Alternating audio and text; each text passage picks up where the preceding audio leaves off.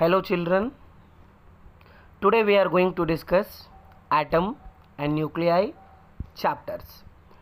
So just to go through the concept map, atom chapter concept map it is. Video pause ಮಾಡಿಬಿಟ್ಟು ಎಲ್ಲ ಫಾರ್ಮುಲಾಸನ್ನು ಒಂದು ಸತಿ ಬರ್ಕೋಬೇಕು ವಿದ್ಯಾರ್ಥಿಗಳು. ಹಾಗಾದರೆ ಬರೆದ್ರಾ? ಎಸ್. ಸೊ ನೆಕ್ಸ್ಟ್ ಇಲ್ಲಿ ನೋಡಿ, ಎನರ್ಜಿ ಫಾರ್ಮುಲಾ ಇದೆ in terms of N and in terms of Z. Radius formula ಇದೆ, ಲ್ಯಾಂಬ್ಡಾ ಫಾರ್ಮುಲಾ. ದಯವಿಟ್ಟು ಒಂದು ಸತಿ ಬರ್ಕೋಬೇಕು, ನೋಟ್ಬುಕ್ಕಲ್ಲಿ ಎಲ್ಲವನ್ನು ಬರ್ಕೊಳ್ಳಿ.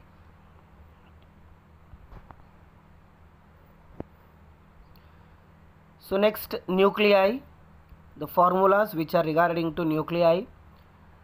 Half life, average life, complete delete ಮಾಡಿಬಿಟ್ಟಿದ್ದಾರೆ ಈ ವರ್ಷ. No need to write anything.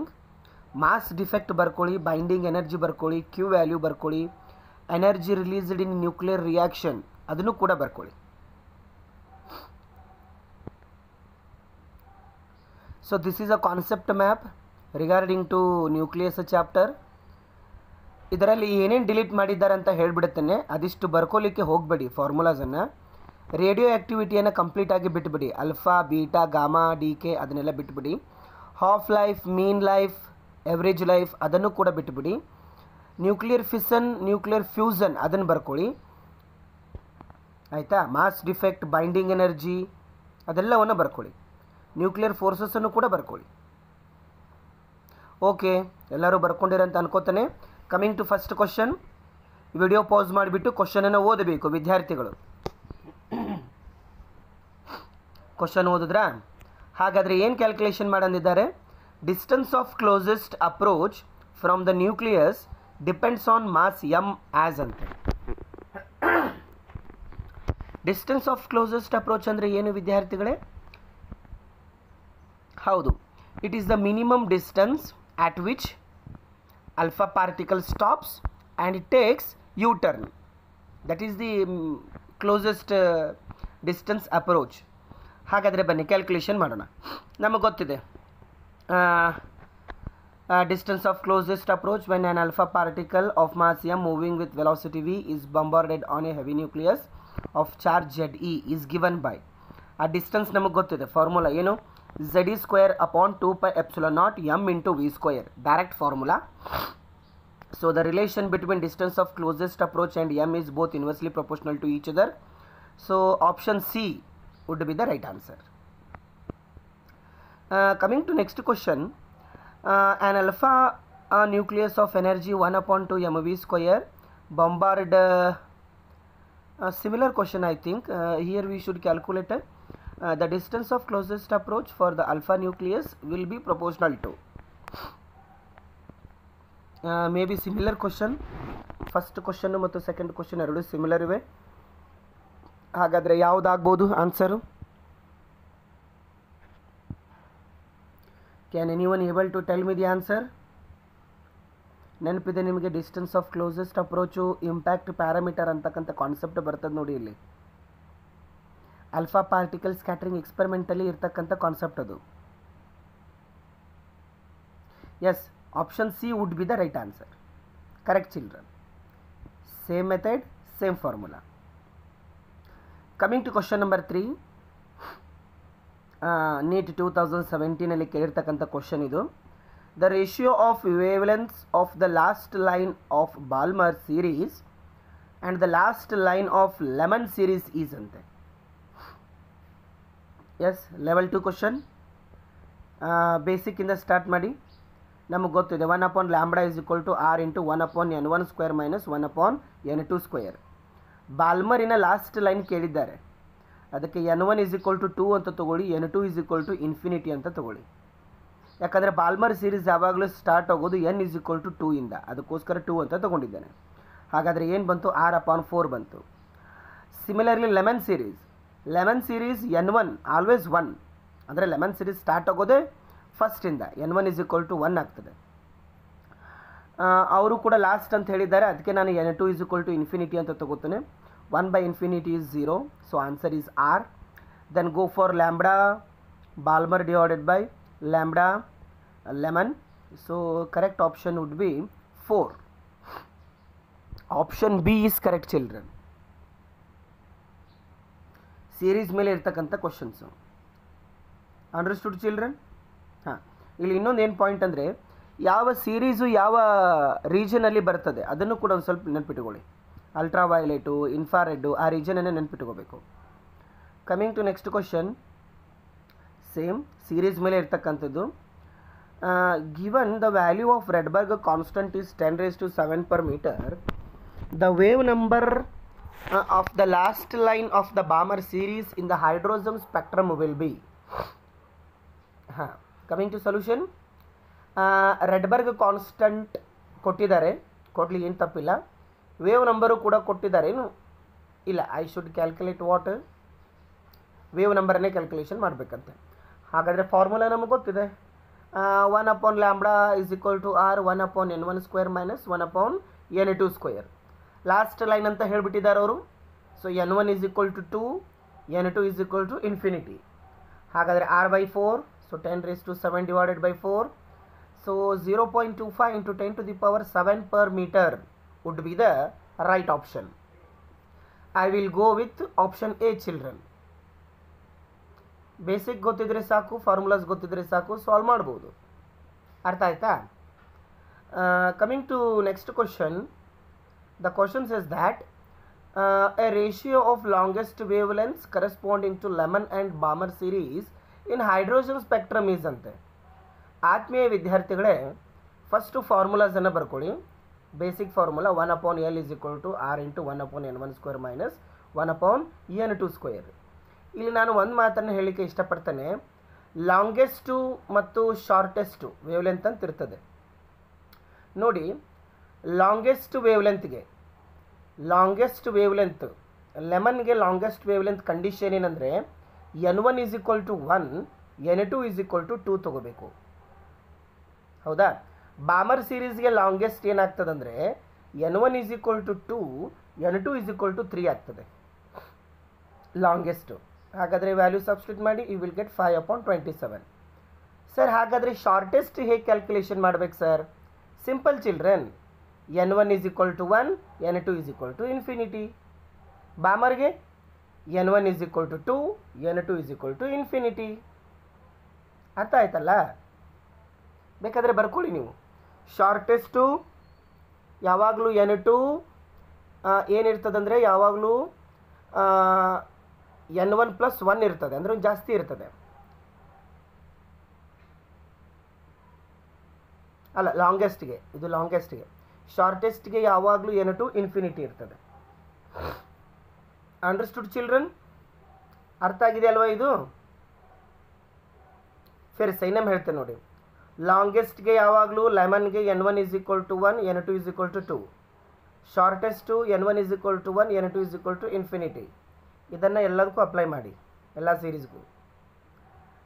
Neat 2020 ಬಂದಿರತಕ್ಕಂಥ ಕ್ವಶನ್ ಇದು. For which one of the following Balmer model is not valid ಅಂತ ಹೇಳ್ತದೆ. ಆಪ್ಷನ್ ಡಿ ಅಂತ ಹೇಳಿದ್ದಾರೆ, ಸಿಂಗಲಿ ಅಯೋನೈಸ್ಡ್ ನಿಯಾನ್ ಆಟಮ್. ನೋಡ, ನಮಗೆ ಗೊತ್ತಿದೆ the merits and demerits of Bohr's model. Limitations of Bohr's ಮಾಡೆಲಲ್ಲಿ ಏನಿದೆ, Bohr's model is applicable for only hydrogen and hydrogen like atoms.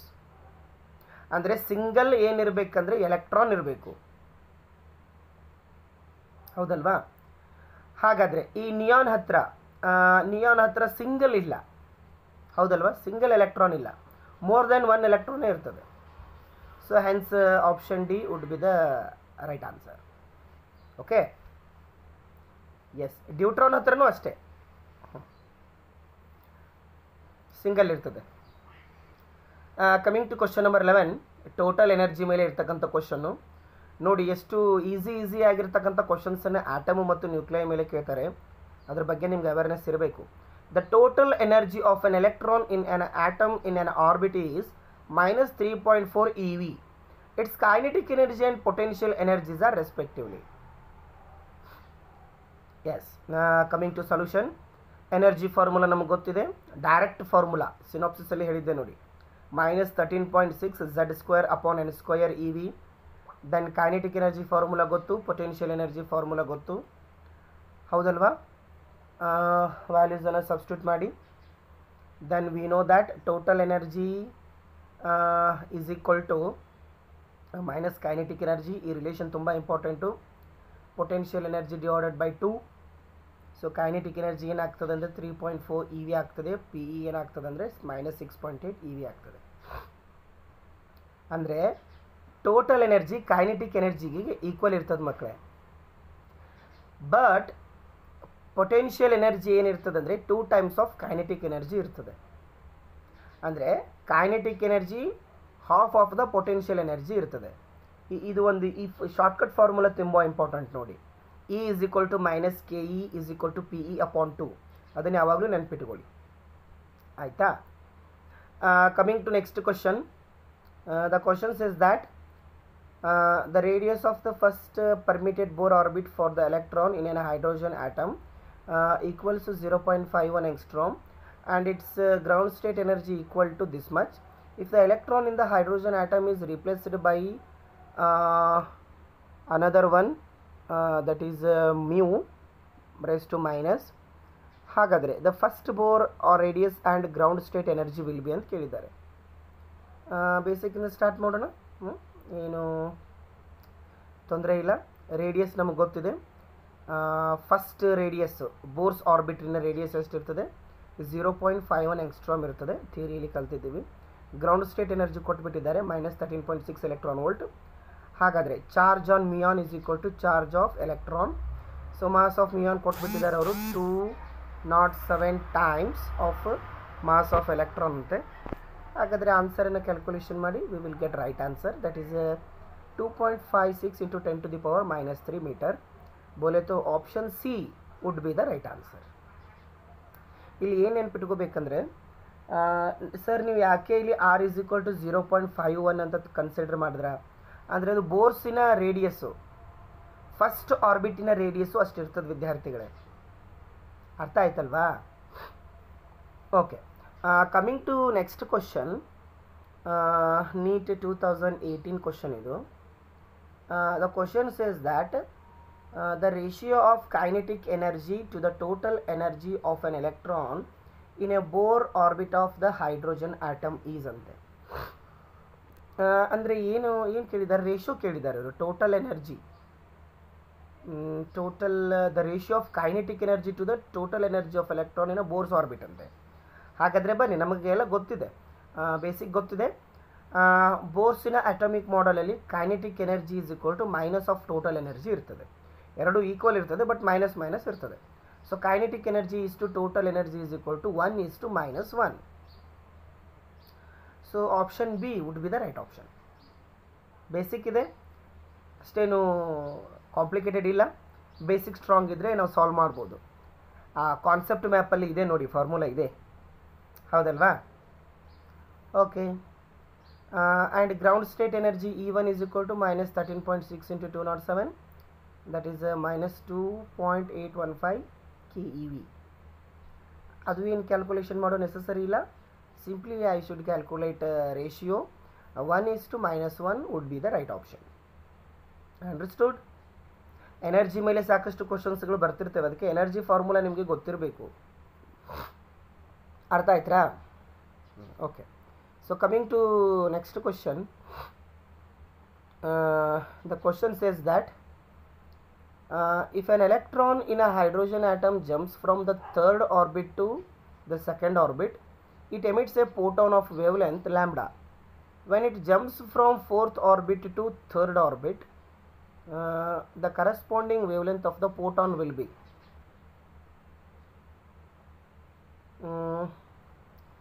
yes, ಏನಾಗ್ಬೋದು ಆಪ್ಷನ್ನು? Yes, option C would be the right answer. Coming to solutions ನಾವು ಸ್ವಲ್ಪ ನೋಡೋಣ. When an electron jumps from higher orbit to lower orbit, then wavelength of emitted photon is given by ಒಂದು formula ಇದೆ ನೋಡ್ರಿ. E is equal to E2 minus E1. ಆ ಫಾರ್ಮುಲಾನ use ಮಾಡಿ. Yes, Bohr's ಪಾಸ್ಟುಲೇಟ್ಸಲ್ಲಿ ಥರ್ಡ್ ಫಾರ್ಮುಲಾ ಇದೆ ನೋಡಿ, ಆ ಫಾರ್ಮುಲಾ ಯೂಸ್ ಮಾಡಬೇಕು. Coming to next one. A hydrogen atom in ground state is excited by a monochromatic radiation of lambda this much. Number of spectral lines in the resulting spectrum emitted will be. Yes, I should calculate what the number of spectral lines in the resulting spectrum emitted will be ante. Okay, nodona. First I would like to calculate what calculation ಮಾಡಿ ಬೇಸಿಕ್ಕಿಂದ start ಮಾಡೋಣ. Number of spectral lines emitted formula ಗೊತ್ತಿದೆ, that is n into n minus 1 divided by 2. Here n is equal to 1, n is equal to 4. ಹಾಗಾದರೆ substitute ಮಾಡೋಣ. 4 into 4 minus 1 divided by 2 is equal to 6. So we will get 6 answer. Then go for lambda. 1 upon lambda is equal to r 1 upon N F square minus 1 upon N I square. N F ಅಂದರೆ ಎಷ್ಟಿದೆ ಇಲ್ಲಿ? 2 ಇದೆ. N I ಅಂದರೆ ಎಷ್ಟಿದೆ ಇಲ್ಲಿ ಕ್ವಶನಲ್ಲಿ? 3 ಇದೆ. So ವ್ಯಾಲ್ಯೂಸನ್ನು ಸಬ್ಸ್ಟಿಟ್ಯೂಟ್ ಮಾಡಿ we will get 7r upon 144. So lambda dash is equal to 20 lambda divided by 7 would be the right option. Yes, understood? ಇದೇ ನೋಡಿ, ಇಲ್ಲಿ ಒಂದು ಸ್ಪೆಕ್ಟ್ರಲ್ ಹೈಡ್ರೋಜನ್ನ ಸ್ಪೆಕ್ಟ್ರಮಿನ ಡೈಗ್ರಾಮೇ ಕೊಟ್ಟುಬಿಟ್ಟಿದ್ದಾರೆ ನೋಡಿ. ಫಾರ್ n is equal to 1 ground state ಅದು, ಫಾರ್ n is equal to 2 first excited state, n is equal to 3 ಅಂದರೆ ಅದು third orbit, fourth orbit, fifth orbit, ಈ ರೀತಿ ಕೇಳಿದ್ದಾರೆ. ಅವ್ರೇನು ಹೇಳಿದ್ದಾರೆ ಅಂದರೆ ಕ್ವಶನಲ್ಲಿ ground state hydrogen atom in ground state is excited by monochromatic radiation 975 angstrom. ಅಂದರೆ ಎಷ್ಟು ಸ್ಪೆಕ್ಟ್ರಲ್ ಲೈನ್ಸ್ಗಳು ಅಲ್ಲಿ ಎಮಿಟ್ ಆಗ್ತವೆ ಅದನ್ನು ಕ್ಯಾಲ್ಕುಲೇಷನ್ ಮಾಡೋದಿದ್ದಾರೆ ಅವರು, ಹೌದಲ್ವಾ?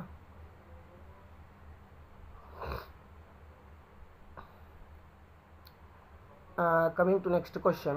Question says that energy levels A, B and C of certain atom corresponding to increasing value of energy, that is EA less than EB less than EC if lambda 1, lambda 2 and lambda 3 are wavelengths of the radiations corresponding to transition C to B, B to A and C to A respectively.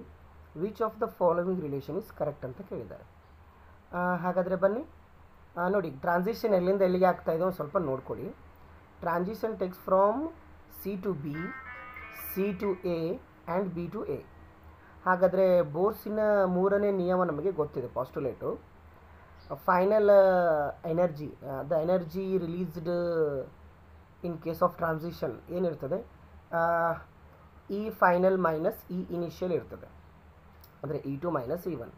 ಹಾಗಾದರೆ ಅದನ್ನು apply ಮಾಡಿ ಇಲ್ಲಿ E C minus E A, ಅದನ್ನು apply ಮಾಡಿ you will get right answer. Coming to next question. When an electron does transition from n is equal to 4 to n is equal to 2, then emitted line spectrum will be.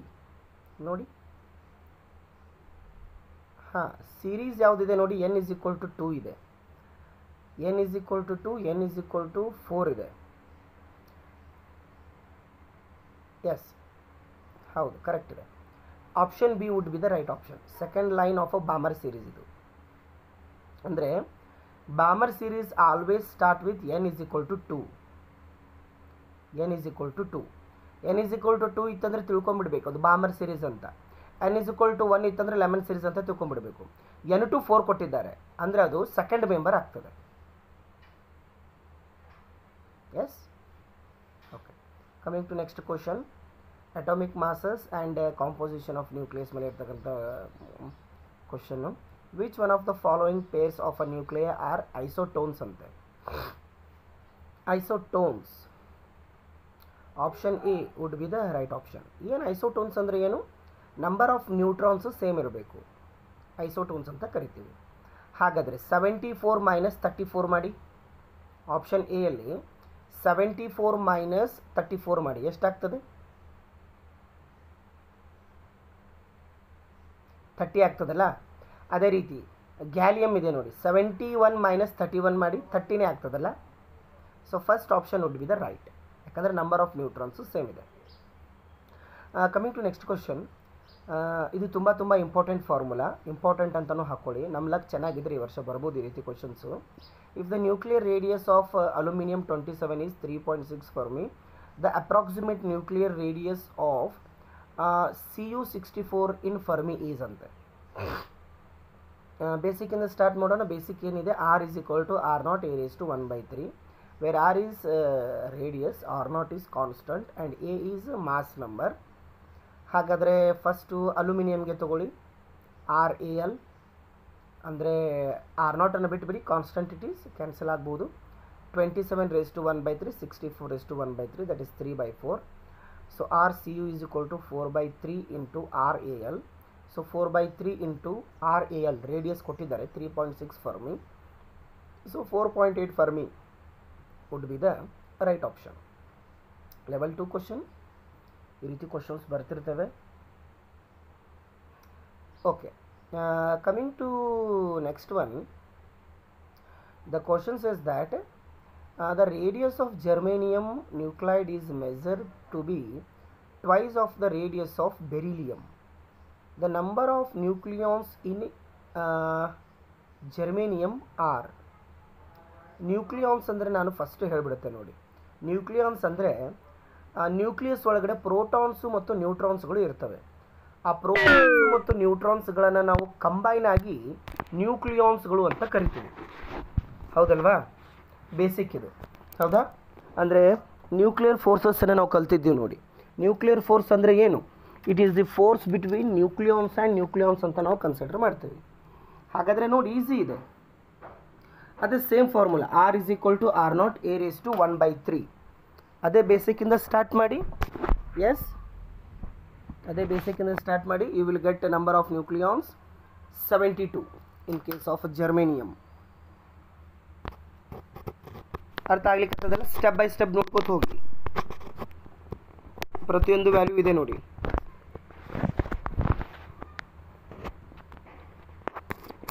Nucleons ಅಂದರೆ ಗೊತ್ತಾಯ್ತಲ್ಲ ನಿಮಗೆ.